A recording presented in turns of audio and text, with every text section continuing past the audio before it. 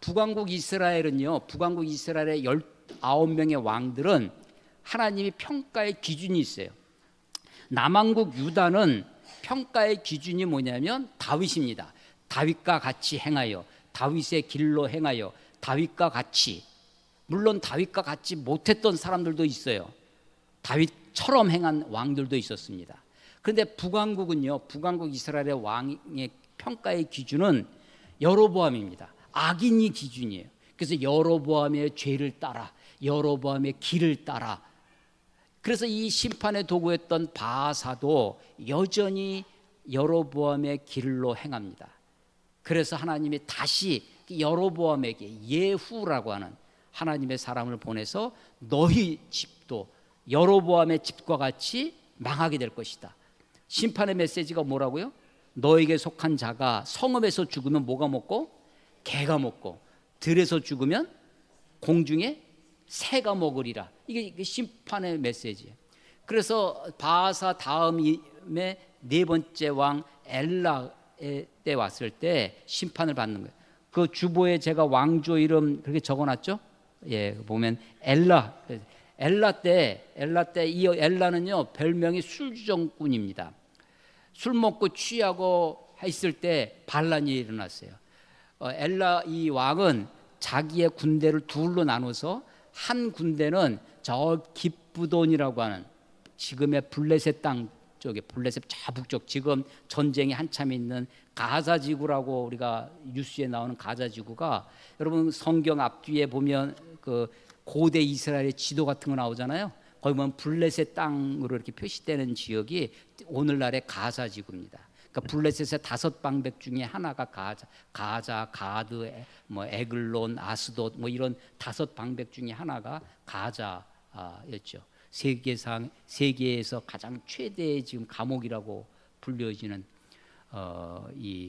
우리는 철책에 가면, 휴전선에 가면 철책이 있어요. 이중 철책입니다. 근데 이스라엘에 가면 방벽을 쌓는데 콘크리트로 6m 높이의 콘크리트로 65km를 그렇게 가자지구로 하고, 바다로도 침투하지 못해도 바다로도 지금 바다에 장벽이 있고, 땅굴로 이렇게 하니까 땅 속으로도 장벽을 설치를 해서 콘크리트 깊게 파가지고 땅으로도 못 오게 막고 있다고 그러고, 땅에서 무슨 저기를 하면 그 진동 센서를 다 설치해가지고 땅 파고 하면 그걸 막으려고 그렇게 하고 있는 데가 가자 지구로 합니다. 그 가자 지구의 저 끝 북쪽에 기브돈이라고 하는 그 땅을 뺏으려고 이 엘라 왕이 두 패로 나눠서, 한 군대는 오므리라고 하는 사람을 데리고 가서 그 성읍을 둘러싸고 있었고 공격하고 있었고, 한 부대는 2분의 1은 절반은 시므리라고 하는 사람을 시켜서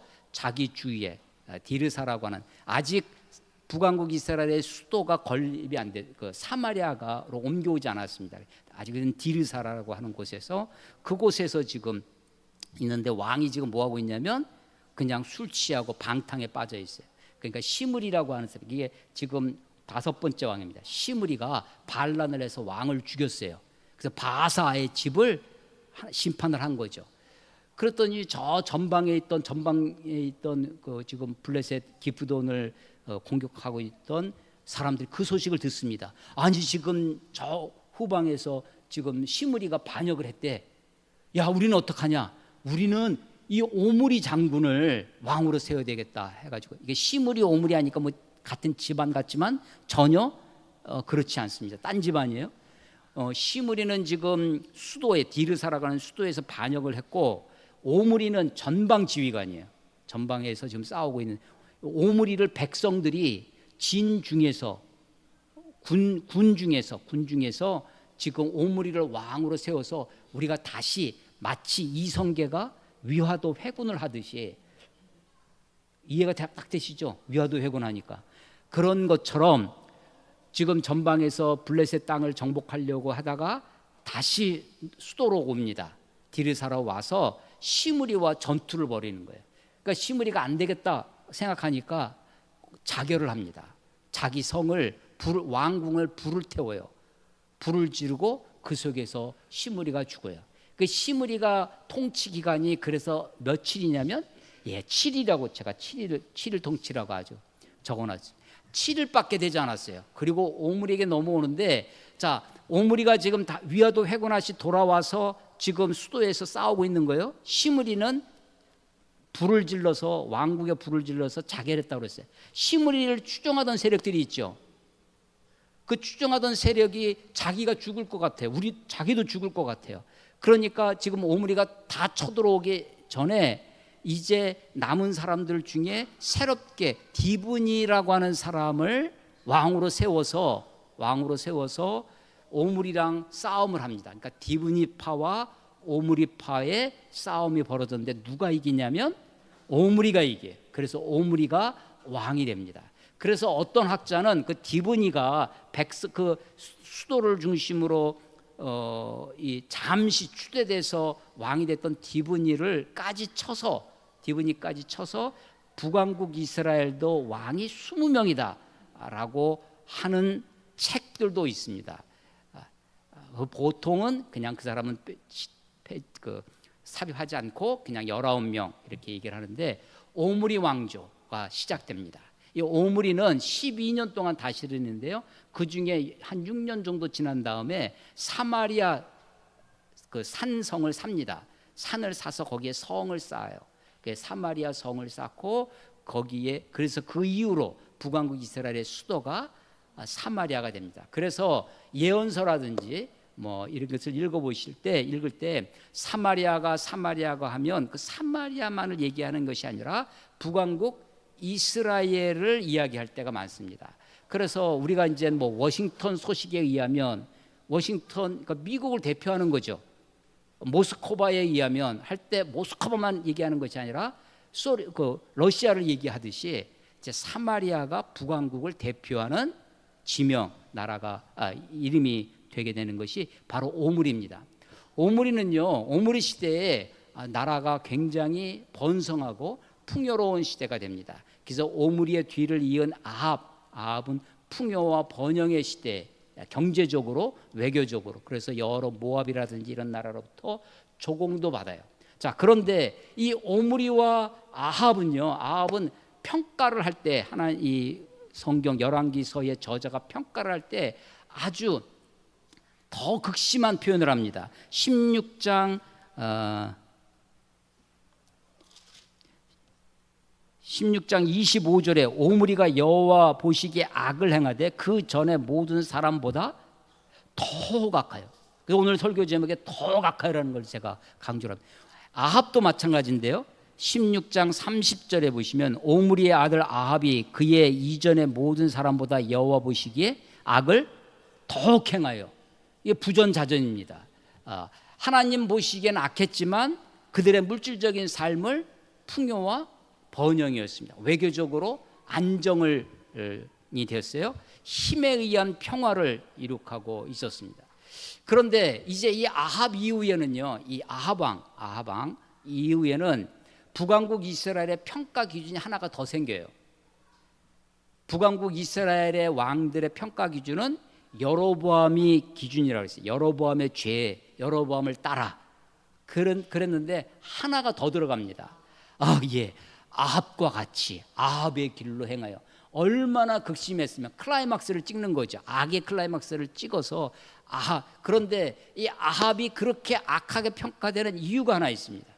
여로보암은 금송아지, 두 금송아지, 단과 베델, 그리고 레위인 아닌 제사장, 8.15 절기, 이런 것들이었어요. 그렇지만 다 자기 욕심, 자기 탐욕, 자기 정치적인 목적을 이용해서 여호와 신앙을, 하나님을 섬기는 종교를 수단화한 거예요. 그런 명목상은, 이름은 뭐예요? 그래도 하나님의 여호와예요. 이게 이 금송아지가 너희를 애굽에서 구원해낸 그 하나님이다 라고 명목상은 하나님이에요. 명목상은 주일날 와서 예배합니다.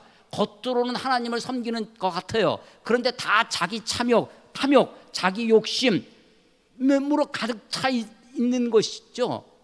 오늘날 우리가 많은 모습이 그렇습니다. 그런데 아합 시대에 와서는요, 악이 점점점 심해져서 더욱 악하여져서 이제 그럴 그 명목상 하나님을 거들먹거리는 것조차 하지 않습니다. 아예 그냥 바알을 섬깁니다.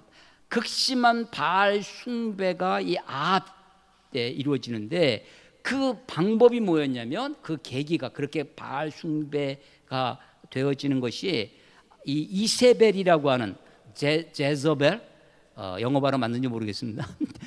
이 이세벨, 처음 옛날 어렸을 때는요, 성경을 하면서 이세벨, 야 이름 좋다, 이름 이쁘다. 그러는데 이세벨, 이 악한 시돈의 엣발의 딸이었습니다. 시돈과 구약 성경 두로와 시돈 같이 많이 붙어 다녀요. 우리 세계사 시간에 어디를 생각하시면 되냐면 페니키아를 생각하시면 된다고 그랬죠. 페니키아. 이 시돈과 이 시돈의 땅의 그 시돈의 왕 엣발, 바알의 사람들, 바알의 사람, 바알의 종, 뭐 이런 뜻이라고 그래요. 엣발의 딸 이세벨을 아내로 맞이하면서 그게 다 누가 뿌린 씨앗이냐면 솔로몬이 뿌린 씨앗입니다. 소위 바알의 딸을 데리고 와서 아내로 삼아서 소위 정략 결혼이라고 그랬죠.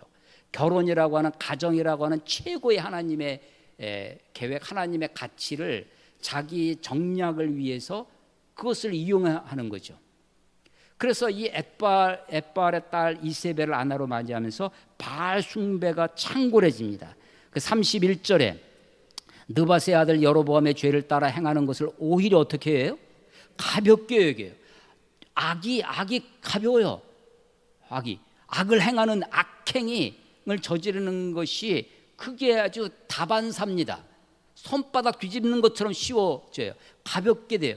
그래서 그 악에 대한 추구가 이제 이 바알을 섬기고 예배하고 바알 숭배가 아주 노골화 되어집니다. 그래서 가장 지독한 바알 숭배, 이것을요, 이 아합은 남한국 유다로도 수출합니다. 바알 숭배를. 그래서 이 바알 아합과 이세벨 사이에서 태어난 아들을 남한국 유다의 아들과 결혼을 시켜요. 그래서 남북이 이 시대까지는 남한과 북왕국이 계속 평생에 전쟁하였더라. 그래서 남북 갈등기, 전쟁기였습니다. 근데 아합 시대에 와서 남북 평화 시기가 됩니다.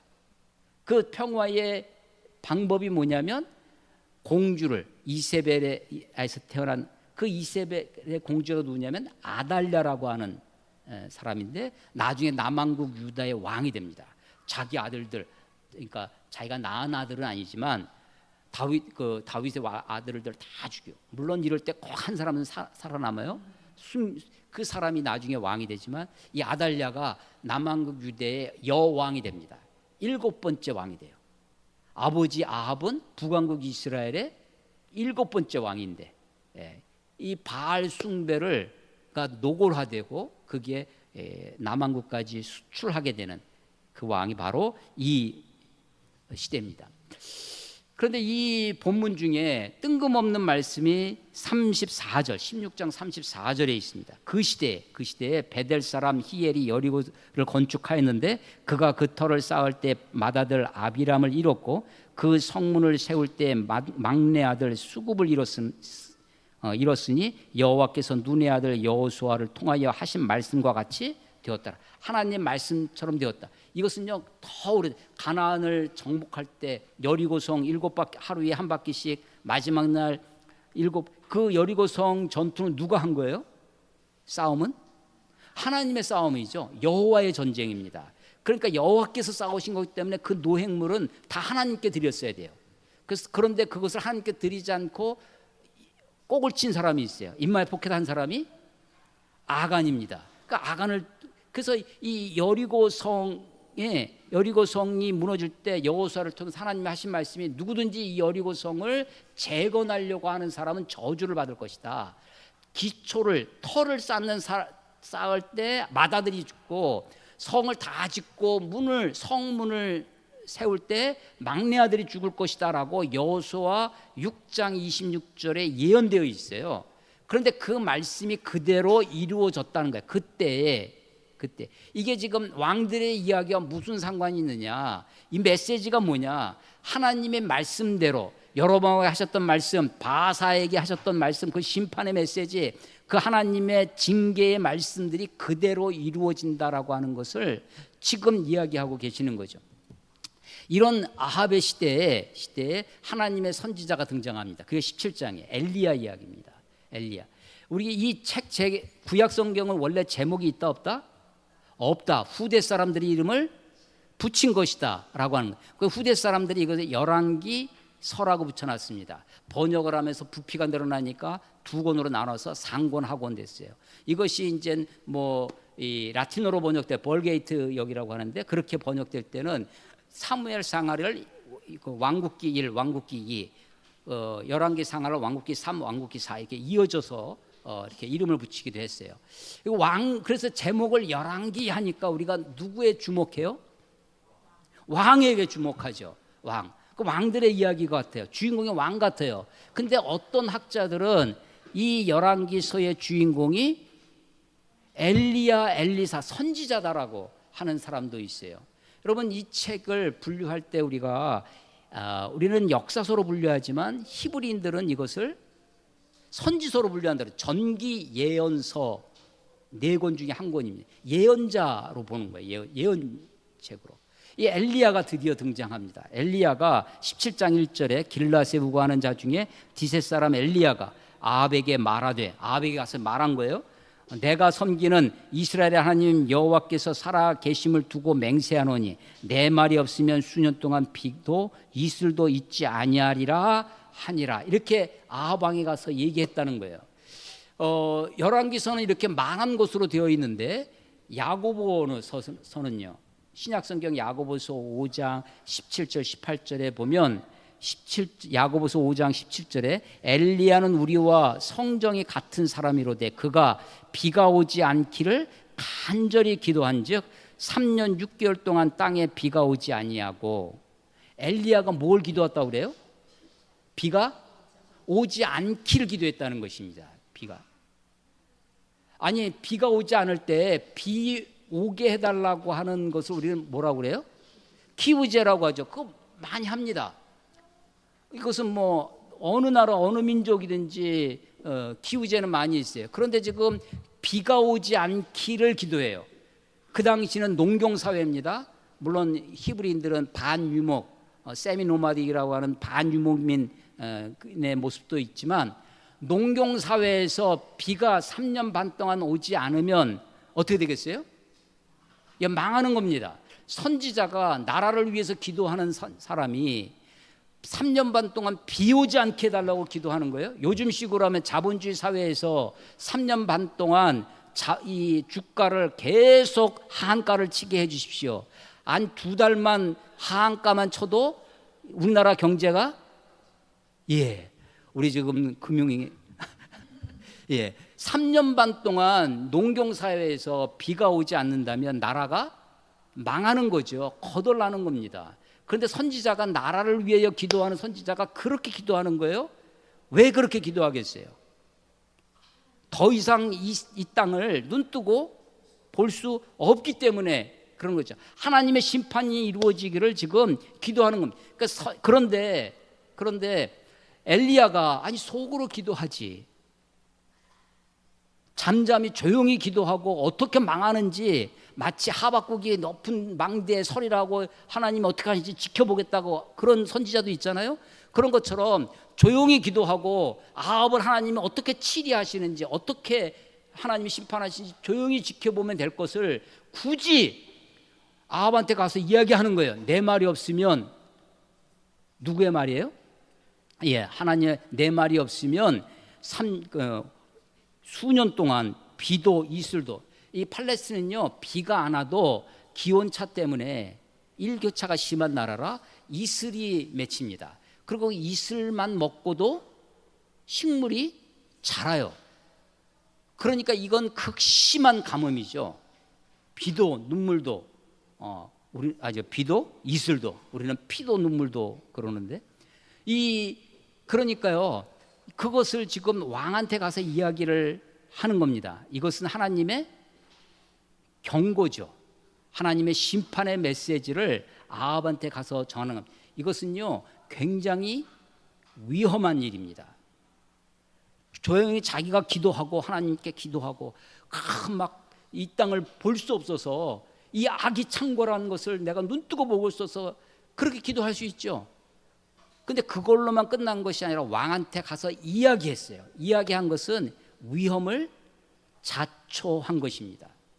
그랬더니 하나님이 2절 여호와의 말씀이 엘리야에게 임하여 이르시되 너는 여기서 떠나 동쪽으로 가서 요단 앞 그릿 시냇가에 숨고 그 시냇물을 마시라. 하나님이 지금 엘리야에게 뭐라고 그래요?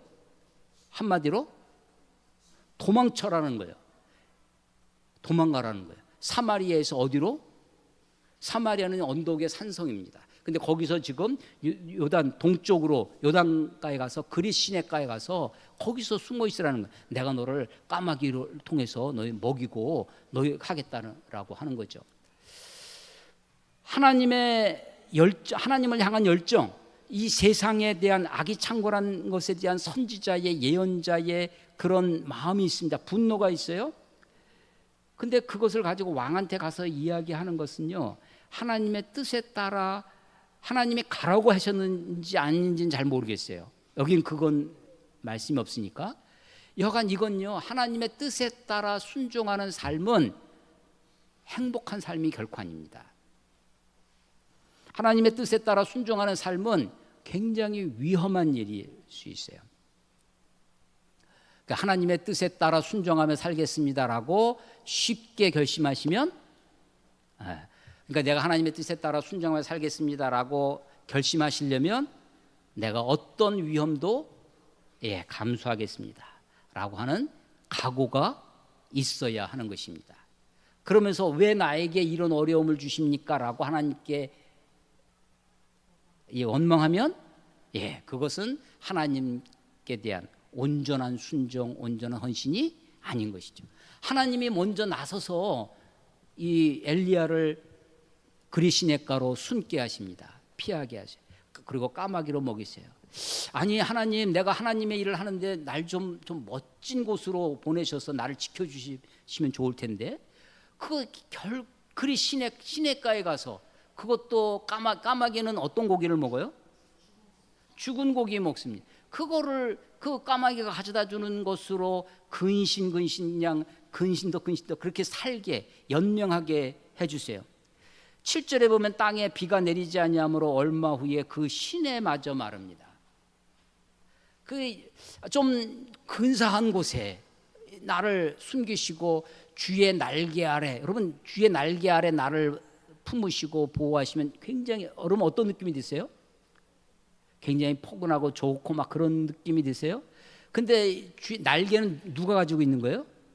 새가 가지고 있는 거죠. 새가 날아가요. 그러면 어떻게 해야 돼? 내가 따라가야죠. 주의 날개 아래 피하려면 열심으로 주를 쫓아가야 됩니다. 주의 날개 그늘 아래라고 하는 표현도 있어요, 시편에. 그 날개 그늘은요, 이게 좀 처마 그늘은 그냥 그대로 있어요. 그냥 가만히 있으면 되는 거예요. 근데 주의 날개 그늘 아래 피하려면 열심히 그 날개를 쫓아다녀야 됩니다. 그러니까 쉬운 게 아닙니다.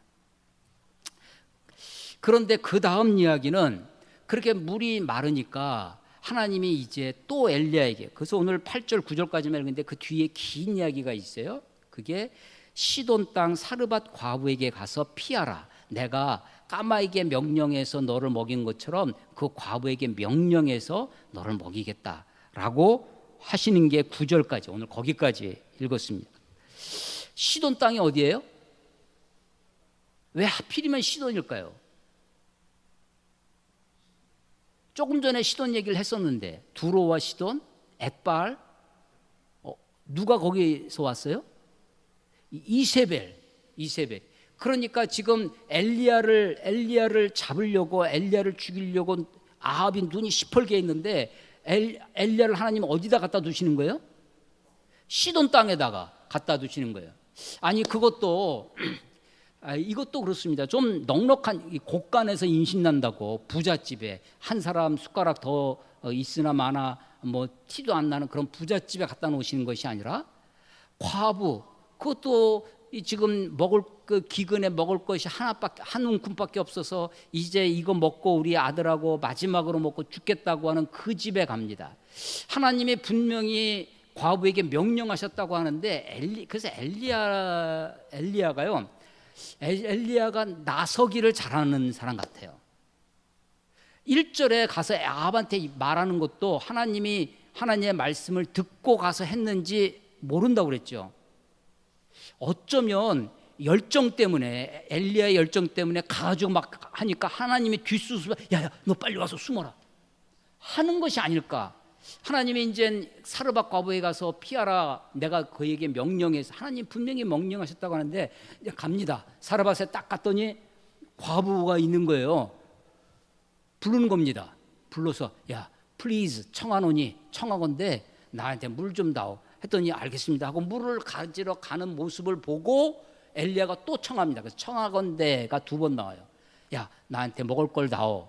그랬더니 이 여자가 얼마나 저기 했으면 내가 하나님께 맹세한다고 그래요. 맹세하는데 이 거짓말이 아니라는 거예요. 정말 이 한 움큼 가루밖에 없어서, 기름도 한 방울밖에 없어서 이걸 먹고 우리는 죽으려고 했습니다. 그랬더니 엘리야는요 잔인한 사람이에요. 그래? 그거 먼저 나한테 갖고 와라. 내가 그리고 나서 너희들 먹어라 라고 하는 거예요. 근데 이 여인은 어떻게 해요? 그대로 순종합니다. 이 엘리야의 믿음, 엘리야의 확신 대단합니다. 저 같으면 그렇게 못할 것 같아요. 그런데 그걸 먼저 갖고 오라고 그래요. 거기에 믿음에, 엘리야의 믿음에 순종하는 그 과부의 모습입니다. 그랬더니 어떻게 돼요? 그 집에 가루가 마르지 않았다는 거예요. 그 기름이 마르지 않았다는 거예요. 얼마 동안일까요? 18장 1절에 많은 날이 지나고 제3년에, 그러니까 아마 그리 시내가에서 한 6개월 정도 있었던 모양이에요. 그리고 이 사르밧 과부의 집에 와서 한 3년 있었던 모양입니다. 그래서 3년 6개월이 되는 모양인데, 3년 동안 이 과부가 엘리야를 소위 공괴합니다. 내가 넉넉해서 하는 것이 아니라 정말 핍절한 상태에서 마지막, 여러분 옛날 쌀독에 밑에 쌀을 이거 긁어 보셨어요? 그 집에서 엘리야를 섬겨요. 그런데 정말 죽을 각오를 하고 마지막 남은 것 가지고 섬겼더니 기름과 가루가 끊이지 않는 놀라운 기적이 생겨납니다. 이 집에 어떤 위험이 생길까요? 이 사르밧 과부의 집에 날마다 기름이 솟아나고 날마다 가루가 생겨나니까 야 너무나 해피하고 너무나 즐겁고 하나님의 은혜가 할까요? 만약에 그렇다면 이 여자가 동네 빨래터에 가가지고 사람들이 있는 데서 사람들 만나면 입이 근질근질 아니 소문이 나지 않았을까요? 아니 근데 3년을 지킬 수 있었다는 것은 그 소문이 났을까요? 안 났을까요? 엘리야가 사르밧 과부 집에서 3년이 있었어요. 3년 동안 숨어 있었어요. 어떻게 숨어 있었을까요? 엘리야가 그런 기적을 지금 이 과부 집에서 일으키고 있다는 것이 소문이 나면 숨어 있을 수 없었을 것입니다. 그러니까 저는 이 과부의 고통은요, 이런 은혜를 받고 있는데 그 은혜를 나타낼 수 없는 거예요. 여러분 그게 고통이라는 거 아십니까? 하나님이 나에게 은혜를 주시는데 그 은혜를 내가 앞에 나가서 내가 간증할 거 있어요. 하나님, 내가 이런 일이 있었어요. 사람들에게 막 이야기하는 게 훨씬 쉽습니다. 그리고 그것은 그 사람을 북돋워줘요. 그리고 그것은 간증이 점점점 커져요. 원래는 요만한 게 나중에 보면 이렇게 됩니다. 간증을 해서 잘 들어야 돼요. 사람들의 간증을. 그런데 사르밧 과부는요 3년 동안 입도 뻥끗 못했을 것입니다. 사르밧 과부의 고통이 저는 이걸 고통이라고 생각됩니다. 사르밧 과부의 의문이 생기는 거예요. 하루, 이틀, 일주일, 2주일, 한 달, 1년, 2년 가면서 내가 언제까지 이렇게 살아야 되나? 이 과부의 불평이 생깁니다. 원망이 이게 은혜 같죠. 우리 집에 쌀독에 계속 쌀이 나오고 기름에 하면 그럴 것 같은데 사람은요 그 은혜는 금세 잊어버립니다. 금세 망각해요. 그래서 이 아이가 죽게 돼요. 그 집 아이가 죽게 되는데 그 아이가 죽게 되니까 18절에 보면 여인이 엘리야에게 이르되 17장 18절이에요. 하나님의 사람이여 당신이 나와 더불어 무슨 상관이 있기로 내 죄를 생각나게 하고. 이 여인은요 아들이 그렇습니다. 우리가 아이가 그 중병이 걸리면요 내가 무슨 죄를 지어서 혹시 우리 아이가 그런 건 아닌가. 부모는 다 그렇게 생각해요. 그런 마음이 듭니다. 그런데 이 여인이 번뜩 뜨는 거예요. 내 죄를 생각나게 하고. 무슨 죄를 생각났을까? 무슨 죄가 생각났을까? 아마도 원망과 불평, 하나님의 역사, 하나님의 말씀을 믿지 못하고 내가 어느 날까지 언제까지 이러고 살아야 되는지에 대한 그런 회의, 그런 의문들을 가졌을 것입니다. 그 아이를 엘리야가 기도해서 살려냅니다. 그래서 18장 마지막 절 24절에 여인이 엘리야에게 이르되 내가 이제야 당신은 하나님의 사람이시여 당신의 입에 있는 여호와의 말씀이 진실한 줄 아노라. 하나님의 말씀이 진실한 줄 알겠다고 그래. 그래서 16장 마지막 절 여리고 성이 무너지는 이야기를 통해서 여호수아를 통해서 하신 말씀과 같이 되었더라. 하나님의 말씀이 이루어진다. 17장 마지막 절에 하나님의 말씀이 그래서 이 초점이 어디 있어요? 이 메시지가 지향하고 있는 게 뭐냐? 하나님의 말씀이 신실하시다. 하나님의 말씀은 반드시 이루어진다라고 하는 것을 지금 이 성경은 열왕기서는 우리들에게 강조를 하고 있는 것입니다. 그 다음에 우리가 알다시피 18장에 가면 엘리야가 아합한테 나타나가지고 하나님이 엘리야에게 18장 1절에 보면 너는 아합한테 가서 보이라. 그전에는 숨으라는 거예요. 그러니까 하나님이 숨기시는 것도 하나님이시고 보이게 하시는 이도 하나님이십니다. 언제 숨고 언제 보여야 할지 그 때를 결정하시는 이가 하나님이십니다. 그런데 아합한테 가가지고 보이면서 엘리야가 우리가 잘 아는 갈멜산의 그 대결, 바알의 선지자 450명과 아세라 선지자 400명 850대 1의 싸움을 멋진 불로 임하소서 하는 거 있잖아요. 그게 이제 18장 이야기인데 여기에 뜬금없는 이야기가 들어옵니다. 18장 3절에 보면 아합 왕의 옛날 성경은 국내 대신이라고 번역되어 있는 것이 왕궁 맡은 자라고 번역되어 있어요. 개역 개정판에 왕궁 맡은 자 오바댜라는 사람이 있어요. 오바댜가 등장하는데 이 사람은 여호와를 경외하는 자라 이렇게 18장 3절에 소개합니다. 지극히 경외하는 자였어요. 하나님을 지극히 경외함이 어떻게 나타나냐면 4절입니다. 이세벨이 여호와의 선지자를 멸할 때 오바댜가 선지자 100명을 가지고 50명씩 굴에 숨기고 떡과 물을 먹였더라. 오바댜는 누구예요? 그의 신분은 아합 왕의 최측근입니다. 그러니까 지금 용산 대통령실 경호실장 비서실장처럼 왕궁을 맡은 자예요. 그런데 그가 이세벨이 이스라엘 선지자들을 죽일 때 그 선지자들을 숨겨줬다는 거예요. 몇 명을? 100명을. 하나님은요 17장에서 엘리야를 숨겨줍니다. 하나님은 몇 명 숨겼어요? 1명 숨겼습니다. 근데 오바댜는 100명을 숨겨줍니다. 하나님은요 엘리야를 그리시네가에서 멀리 요단강가에 그리고 저 멀리 시돈 땅 북쪽의 시돈 땅에 그것도 이세벨의 고향 설마니 거기에 바알이 창성한 그곳에 갔게 생각지도 못한 그곳에 엘리야를 보내서 1명 숨겨요. 1명. 근데 오바댜는 어떤 사람이에요? 아합의 국내 대신입니다. 왕궁 맡은 자예요. 100명을 숨겨줍니다. 생명. 누가 더 잘하는 것 같아요?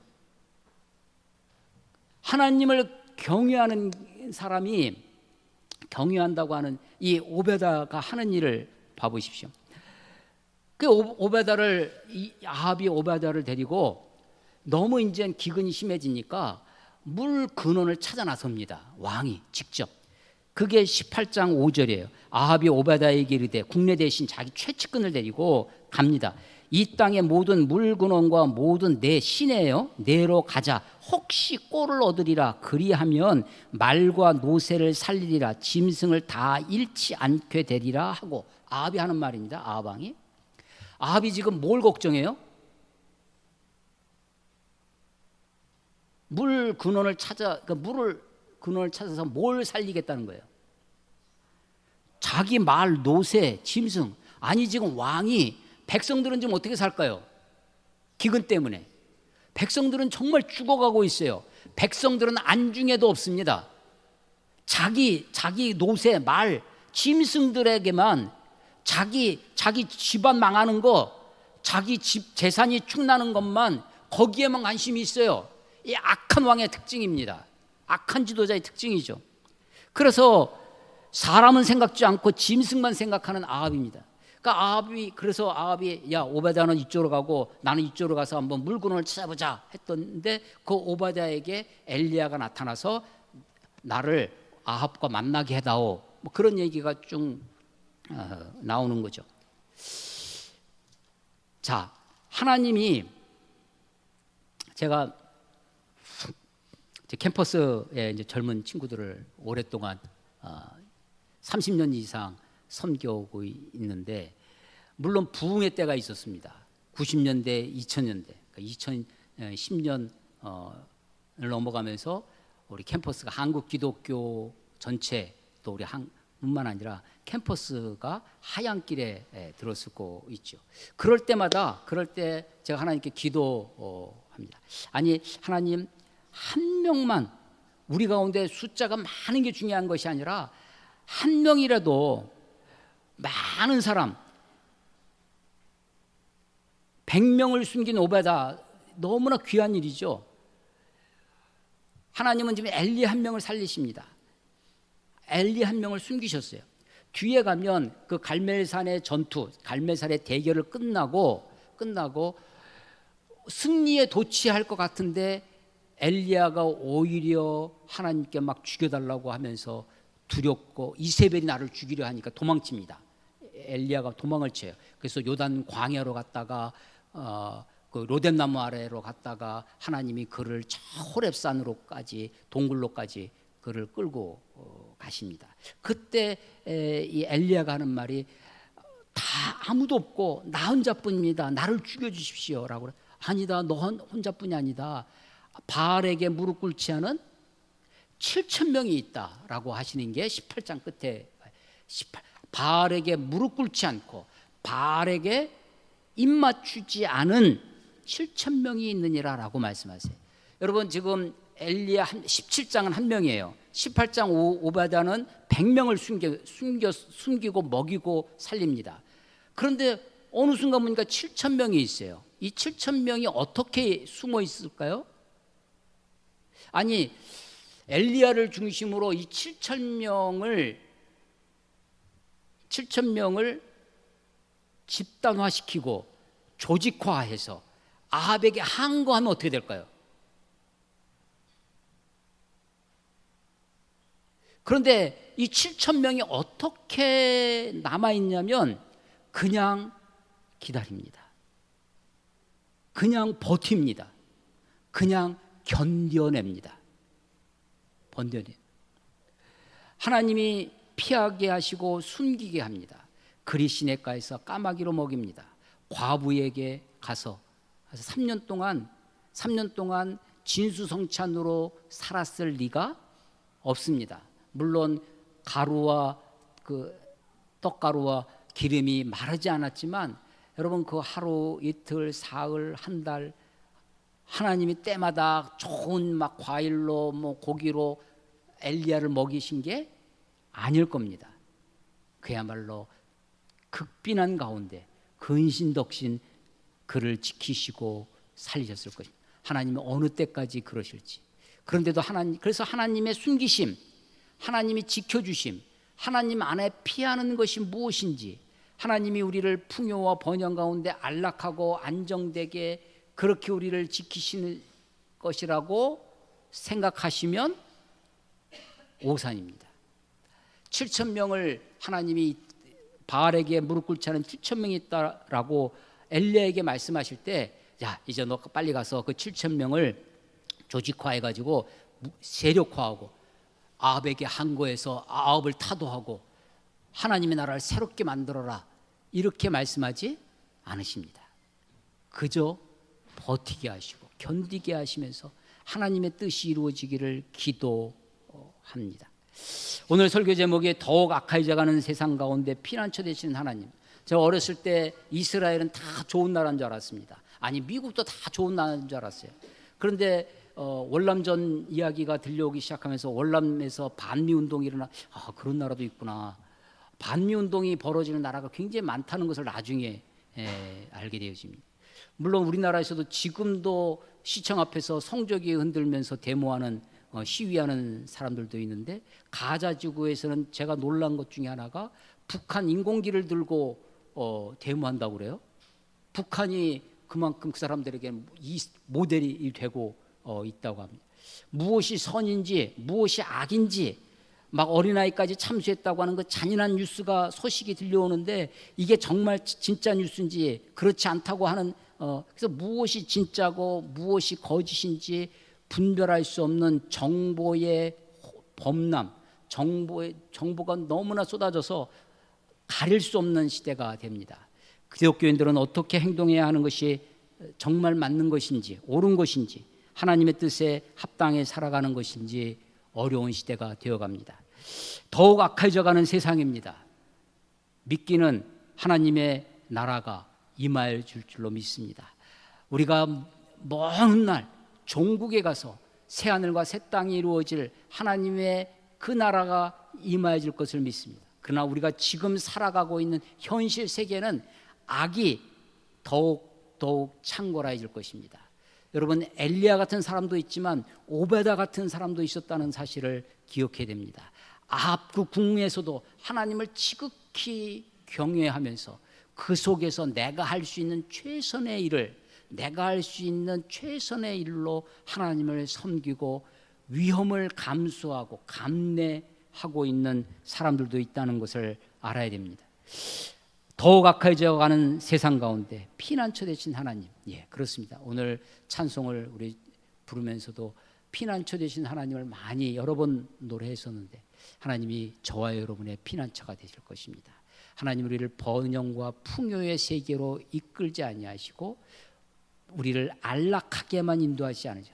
때로는 위험과 때로는 곤고함으로, 때로는 심한 극심한 고통의 시절로 이끈다 할지라도 우리가 변함없이 주님을 바라다보고 이름 없는 그 7천 명 같은 사람들이 된다 할지라도 주님을 온전히 바라다보는 저 여러분이 되시기를 주의 이름으로 축원합니다. 기도하겠습니다.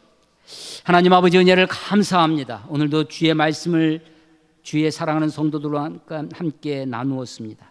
전하는 자가 부족하지만 성령께서 친히 말씀 가운데 역사하시고 말씀이 진실하심을, 하나님의 말씀이 이루어지는 것을 우리로 목도하며 알게 하여 주시옵소서. 주의 날개 아래 피하고 주께서 보호하시는 주의 산성 아래 거하는 자들이 다 될 수 있도록 주님 축복해 주시옵소서. 예수님의 이름으로 감사하며 기도드렸사옵나이다. 아멘.